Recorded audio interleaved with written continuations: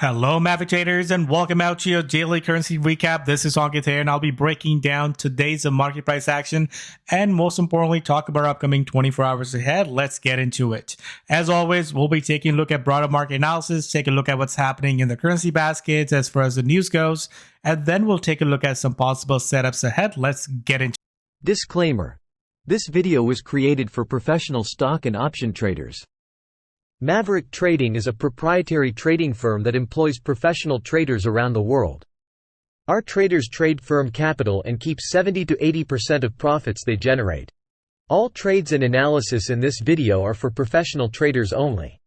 If you are interested in becoming a professional trader for Maverick, click the apply button in the video description. Let's break down what happened today.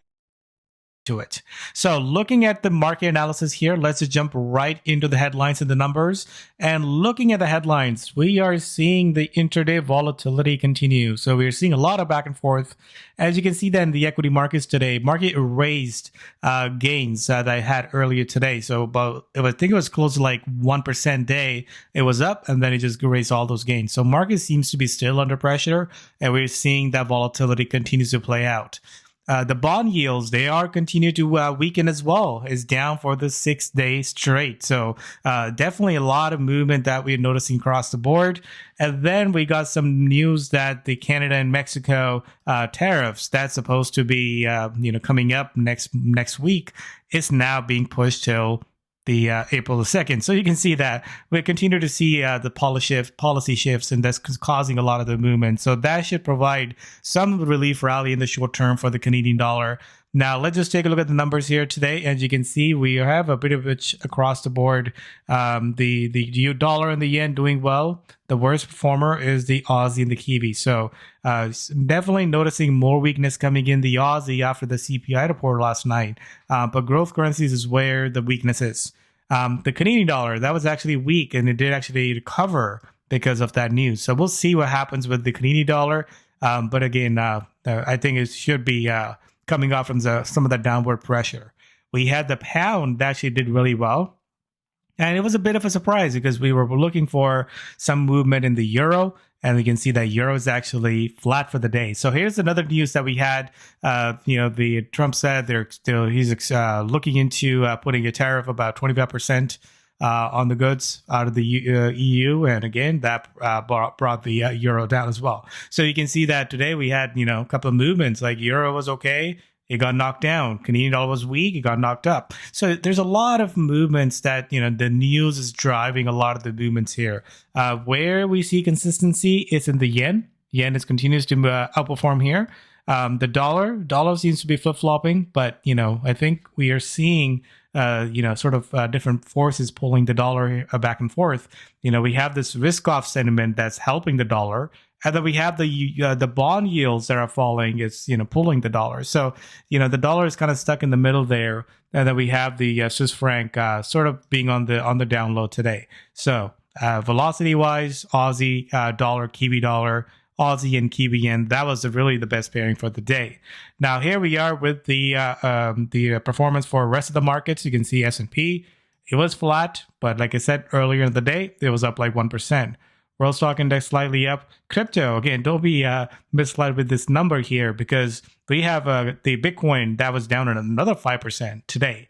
So we have, the basket looks normal because we have Litecoin and Bitcoin Cash outperform. But, we are following the major cryptocurrencies like Bitcoin and Ethereum, and they were both down quite a bit. And then gold, again, slightly up as well. So, with the percentage moves, I think the biggest kick is that there's a lot of intraday volatility. So if you look at percentage change, there's been big down moves and big up moves. And here we are in the crypto markets. You can see that Bitcoin, again, it's actually down to the lowest level since November. So remember that big rally we have after Trump election, that seems to be a bit fading away at this point. I think maybe it's the lack of news. Maybe it's the growth scare. That's definitely not working out for the crypto market here. So don't really love, I know we have this performance in Litecoin, but again, these are the ones can easily turn away as well. But, Ethereum down 7%, Bitcoin down 5-6%. Again, that's just a negative sign across the board in the crypto world here. Now, here we are with the market outlook. Like, where do we stand here? We definitely in the -2 here. I'm going to turn that red as well. If you take a look at this chart here, if you go with the moving averages, we are -2. But you got to keep in mind in the overall picture. Overall picture is, are we in an uptrend? Are we in a downtrend? And you can see that this thing is sideways. So we don't really have a big, major play coming from the trends here. We were bullish just a week ago. We were trying to break out here. And just a week later, we are down here. So until really these levels are broken, I think markets is likely to continue moving back and forth until we get that clarity or a big breakout one way or the other.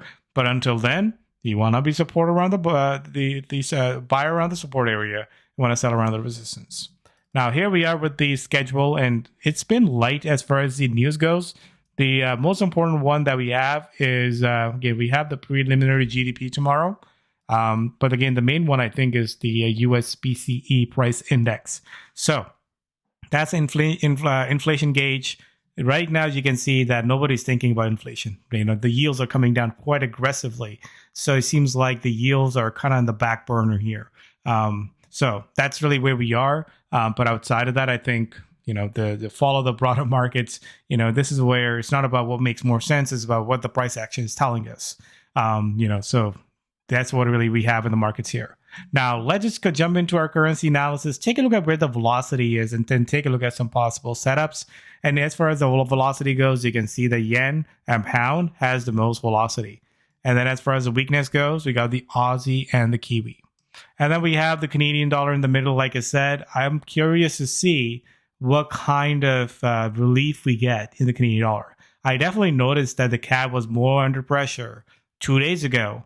Or from in the last 2 days, because we had that news that the tariffs are supposed to go into effect as scheduled. Like that's what Trump said 2 days ago. And here we are 2 days later getting a whole different thing. So we'll see which way it goes. But outside of that, the European currency seems to be kind of mixed as well. I know we got a news on the EU tariffs. So we'll see what kind of pressure it puts on the euro.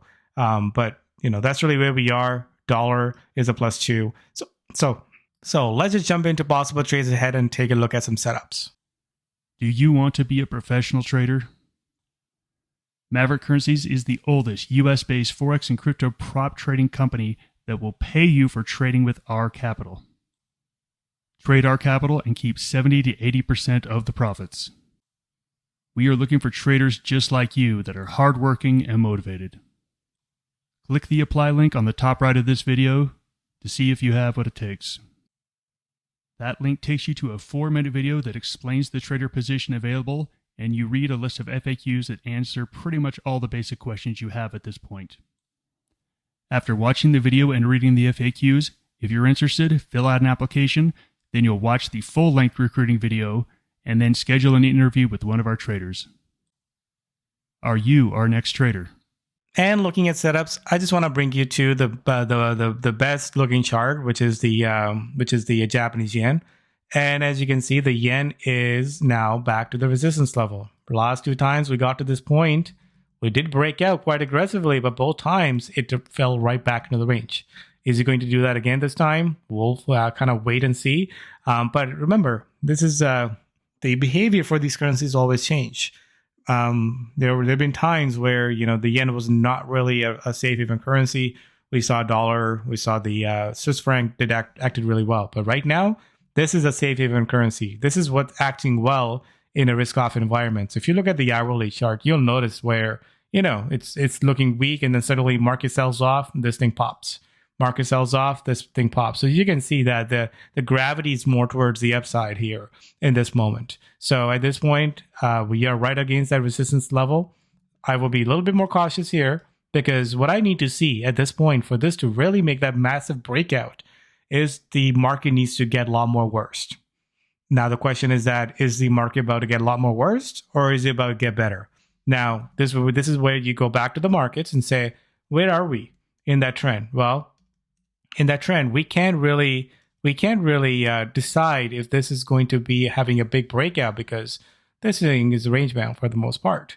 So I think yen, you want to be a little bit more careful here because we are right against that resistance, and we want to make sure that we don't see any signs of failure at this point. Now, when we move into the dollar, you can see that dollar has been sort of making lower highs. This thing has been a better short on rallies.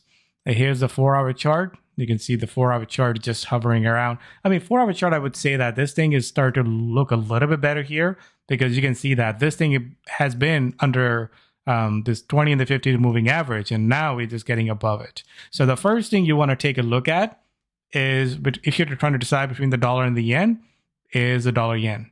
You can see that the dollar yen is just hanging around this key support area, which is about 48.60. If this breaks this level, you can see that this opens up a big window down, but that's really where we are finding some short-term support. Now let's take a look at 4-hour chart. 4-hour chart is still in a downtrend. For this to turn around, if this breaks above this level and try to get above, then okay, momentum is over. But as long as it stays below it, we still are in that negative momentum here. So make sure you watch this pair because that's how we're going to decide. Are we going to go with the dollar pairs? We're going to go with the yen pairs. So right now there's a divergence. If that unwinds, then we need to make sure we adjust with that. Now, let's take a look at some of the other currency pairs. I was watching dollar CAD. One thing I was watching for is if that news, you can see that news came out about the tariff. And you can see that after that, we just recovered. So this is where I'm not really sure if the CAD's going to really weaken here because, or strengthen here because, we are totally shut off on that news here. So in the shorter term, watch these levels on dollar pairs because if we get above certain key levels, I think we can have a bit of a rally here, especially if the dollar yen can turn around. As we take a look at the currency pairs, you can see that we are getting into some key support area. This is the Aussie dollar. You can see that 63 is a key support area. If this gives up that area, this opens up a bigger window to the downside. Same thing goes with the Kiwi dollar. It's right at the support area. So at this point, we have a little bit more pressure to the downside. But we don't have a confirmed breakout yet. So this is where you have to, play that little patience game and then kind of figure out which way it's going to go. Here's another one that I talked about earlier. That's the euro. Let's take a look at the euro as a currency basket. So if you take a look at the euro as a currency basket, it was doing a lot better in the last couple of days, but you can see that it's right up against that resistance. But with the hourly chart here, this thing got a hit on that news and having a bit of a rally here.